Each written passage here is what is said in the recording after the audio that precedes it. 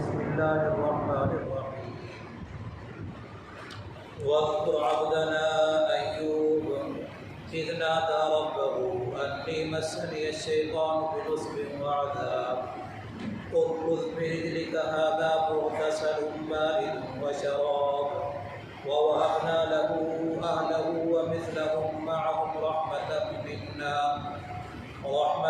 منا وذكرى لأولي الألباب وخذ بيدك ضغثا فاضرب به ولا تحنث إنا وجدناه صابرا نعم العبد إنه أواب صدق الله العظيم اللهم صل على سيدنا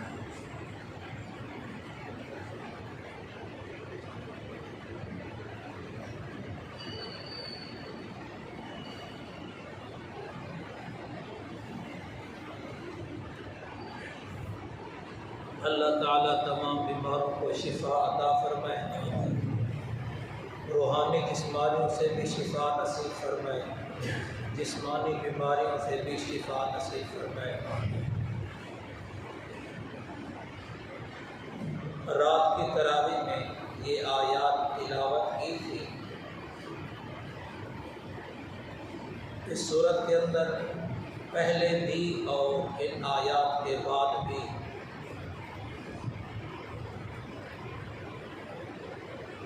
کئی انبیاء علیہ السلام کا ذکر ہے۔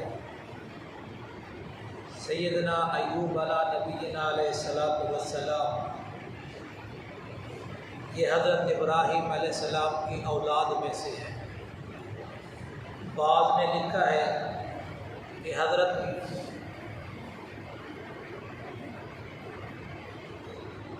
یوسف علیہ السلام کی بیٹی یا پوتی کے یہ بیٹے ہیں،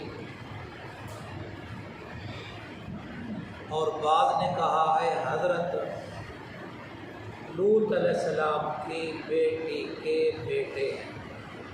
کیا مطلب؟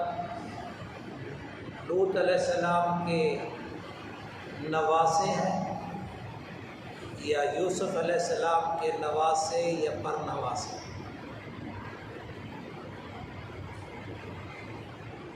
یہ بڑے مالدار نبیوں میں سے ہیں۔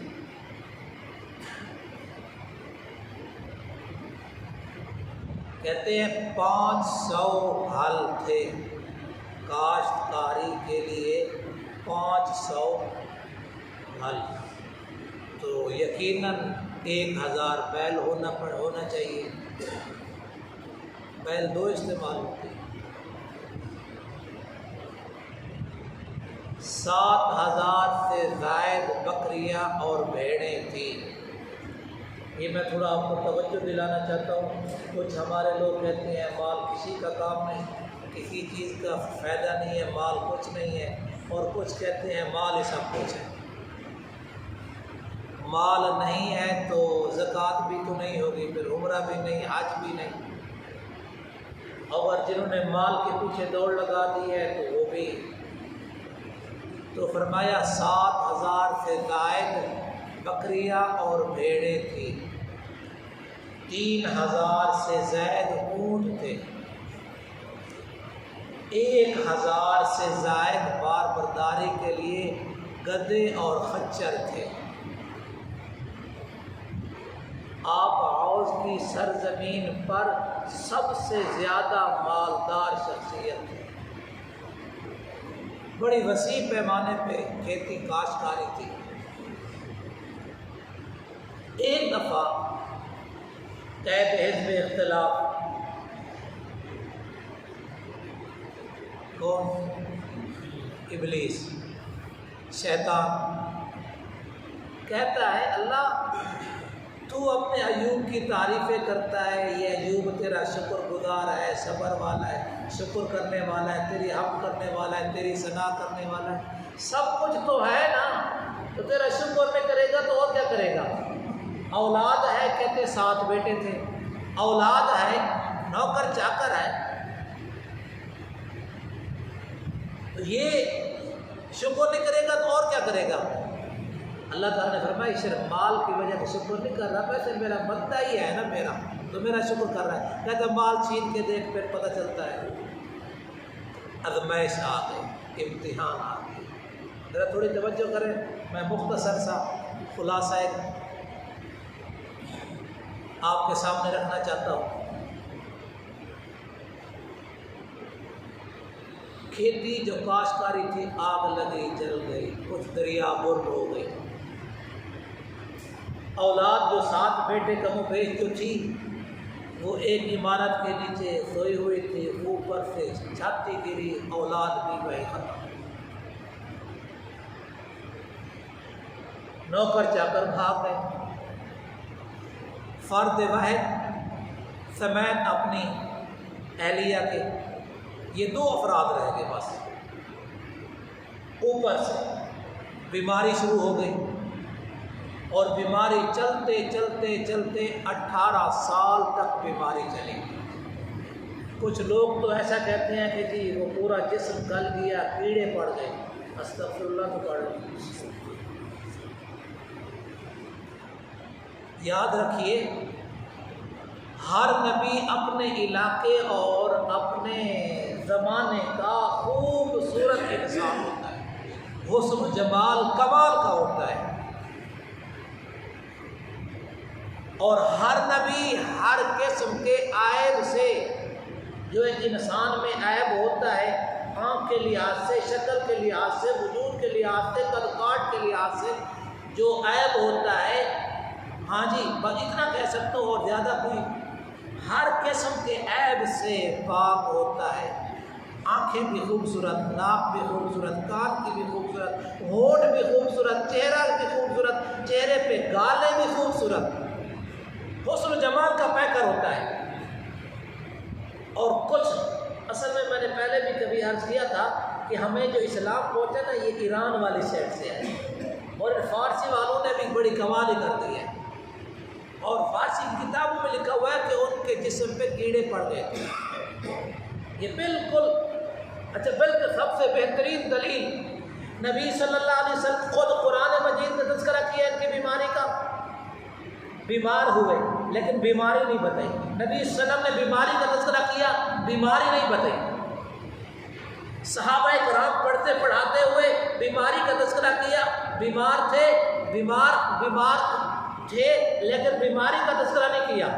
ائمہ مجتہدین انہوں نے بھی ان کی بیمار تھے یہ تذکرہ کیا، لیکن بیماری کا تذکرہ نہیں کیا۔ تو میرے خیال میں ہمیں بھی نہیں کرنا چاہیے، اتنوں نے نہیں کیا تو پھر ہم کیوں کریں؟ اور یہ بہت بڑا عیب ہے، یہ باطل کے لیے ایک حجت بن سکتی ہے۔ دیکھو ہمارے لات منات عزا حبل ہمارے بتوں کے خلاف چلا ہے، انہوں نے اس کے ساتھ یہ کر دیا ہے۔ 18 سال بیمار رہے، چلتے رہے، بیوی بڑی صابرہ تھی، بیٹی کس کی تھی؟ ہاں جی، ادھر نسبت ان کی بھی اوپر تک جاتی ہے۔ فرمایا بڑی صابرہ شاکرہ تھی، وہ بھی ساتھ خدمت میں کرتی رہی، کھانے پینے کا انتظام وہی کرتی رہی، خدمت کرتی رہی۔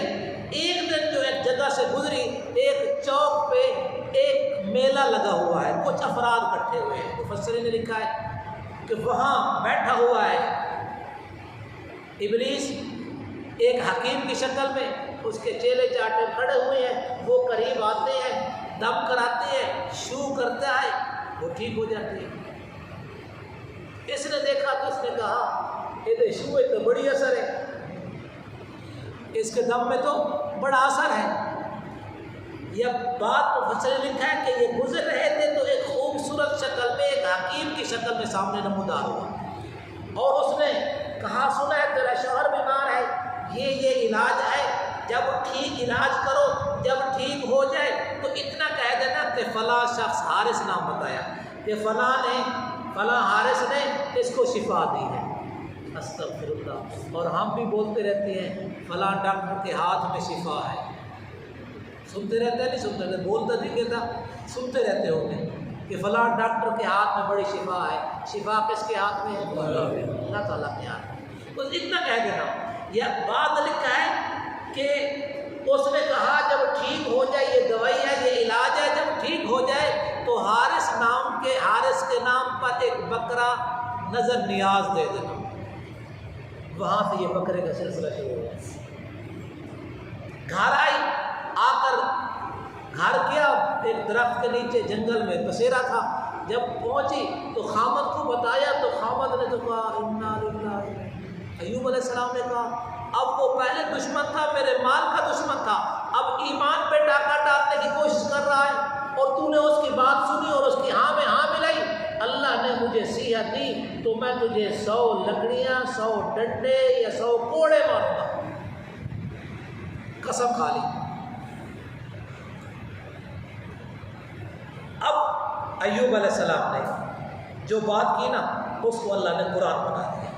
ایوب علیہ السلام نے کہا، اللہ نے اس کا تذکرہ کرتے ہوئے اپنے نبی صلی اللہ علیہ وسلم پر قرآن نازل کیا، فرمایا وَاذْكُرْ عَبْدَنَا ایوب، تذکرہ کرے ہمارے بندے ایوب کا، اِذْ نَادَىٰ رَبَّهُ أَنِّي مَسَّنِيَ الشَّيْطَانُ بِنُصْبٍ وَعَذَابٍ، جب پکارا اس نے اپنے رب کو کہ بے شک پہنچی ہے مجھے شیطان کی طرف سے بِنُصْبٍ وَعَذَابٍ، تکلیف اور ایذا۔ اب تو یہاں تک امیدیں کر بیٹھا ہے کہ ہم نبی کے گھر میں کچھ ہوگا، اس طرح کی وہ امیدیں لگائے بیٹھا ہوا ہے۔ تو اللہ تبارک و تعالیٰ کو پکارا۔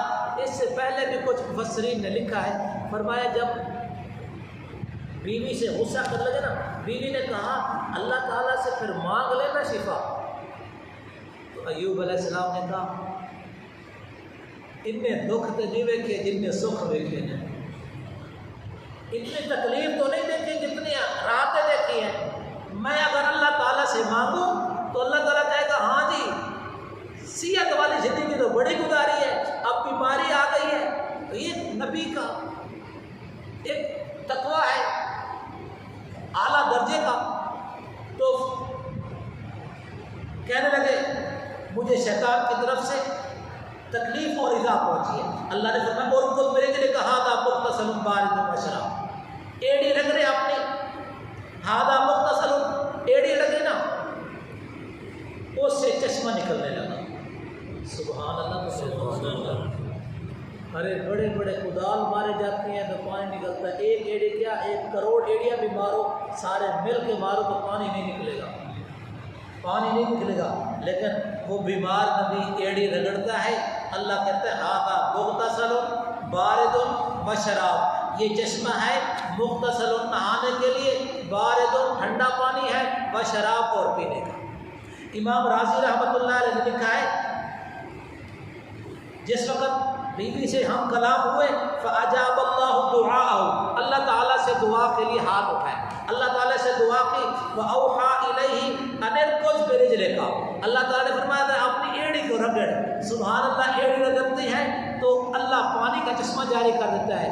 اور ان کے پردادا اسماعیل علیہ السلام بچپن میں ایڑی رگڑتی ہے تو اللہ زمزم نکال دیتا ہے، زمزم نکال دیتا ہے۔ تو فرمایا ایڑی رگڑی ہے، جب ایڑی رگڑی فَأَظْهَرَهُ اللَّهُ مِن تَحْتِ رِجْلِهِ عَيْنًا بَارِدَةً طَيِّبَةً، اللہ تبارک و تعالیٰ نے ان کی ایڑی سے پانی کا چشمہ جاری کر دیا۔ فَأَذْهَبَ اللَّهُ عَنْهُ كُلَّ دَاءٍ فِي ظَاهِرِهِ وَبَاطِنِهِ، اللہ تبارک و تعالیٰ نے اس پانی کی برکت سے ہر قسم کی اندر کی بیماری کو بھی دور کر دیا، باہر کی بیماری کو بھی دور کر دیا۔ بیماری دی تو اس انداز سے دی کہ ہر طرف سے چہل پہل تھی، پھر بیٹھ گئے، پھر ایسی شفا دی کہ یہ نہا کے دھو کے بیٹھے ہوئے ہیں، پانی پی کے بیٹھے ہوئے ہیں، پہلے کی طرح جوان ہوئے بیٹھے ہیں، جگہ بدل کے بیٹھے۔ بیوی کہیں سے کھانا لے کے آئی، ادھر دیکھا بستر پر نہیں ہے، ادھر دیکھا ادھر نظر نہیں ہے، تھوڑا دور دیکھا تو ایک آدمی نظر آئے تو آواز دی یہاں میرے خامد تھے، بیمار تھے، آپ کو پتہ نہیں دیکھا ہے؟ تو وہ ادھر منہ کیے کہتے ہیں میں ہی ہوں۔ تو کہنے لگے اللہ کے بندے مزاح نہ کر، میں پہلے تکلیف زدہ ہوں، غم میں مبتلا ہوں، مذاق نہ کر۔ تو جب وہ منہ موڑا اور پھر بات کی تو واقعی ایوب علیہ السلام تو وہ دیکھ کے حیران رہے گی، جب صحت دینے پہ آتا ہے تو ایسے دیتا ہے۔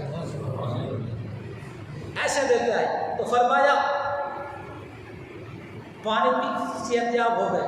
اب رہ گیا مسئلہ مال و دولت کا. مال و دولت کہ زمین جو کاشتکاری کی تھی وہ دریا پر یا آگ کی لپیٹ میں, اولاد فوت ہو گئی.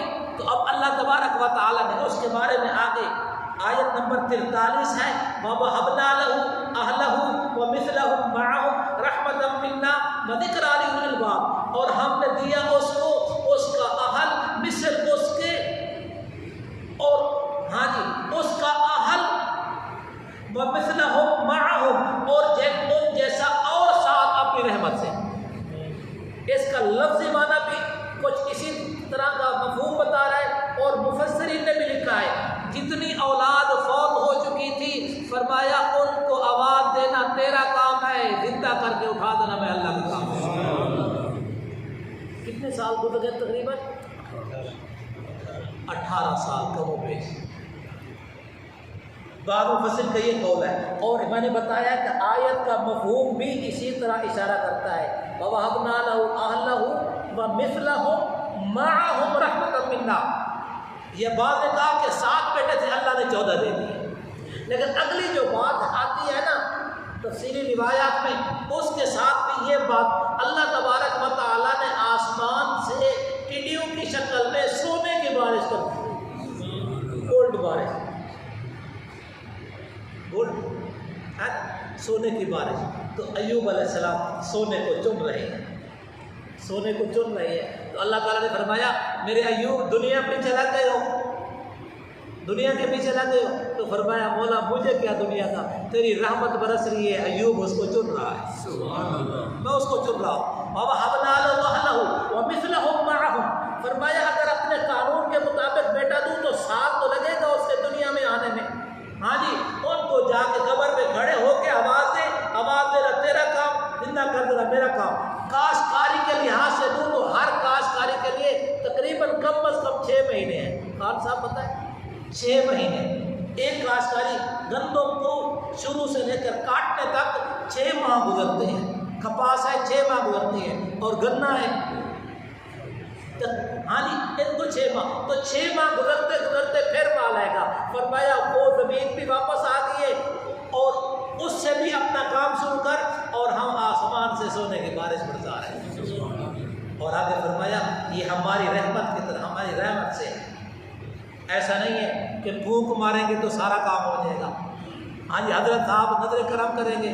ابھی حاجی محمد حاجی یعقوب صاحب آئے ہوئے ہیں, رات آصف بھائی سلیم صاحب یہ ہمارے مشورے سے لاہور گئے تھے. اب رات یہ لیٹ ہو گیا, پتہ نہیں کتنی رکعتیں پہنچے ہیں. تو میں نے کوئی گل نہیں, اسی بھی دم کرتے ہیں کہ سارے قرآن کا ثواب ہمیں مل جائے گا. ساڑھے کو بھی تو گور ہے. ہاں جی کیا گور ہے, جو ان کی رہ گئی ہے, مس ہو گئی ہے, انشاءاللہ وہ منظر دوبارہ پڑھ لیں گے.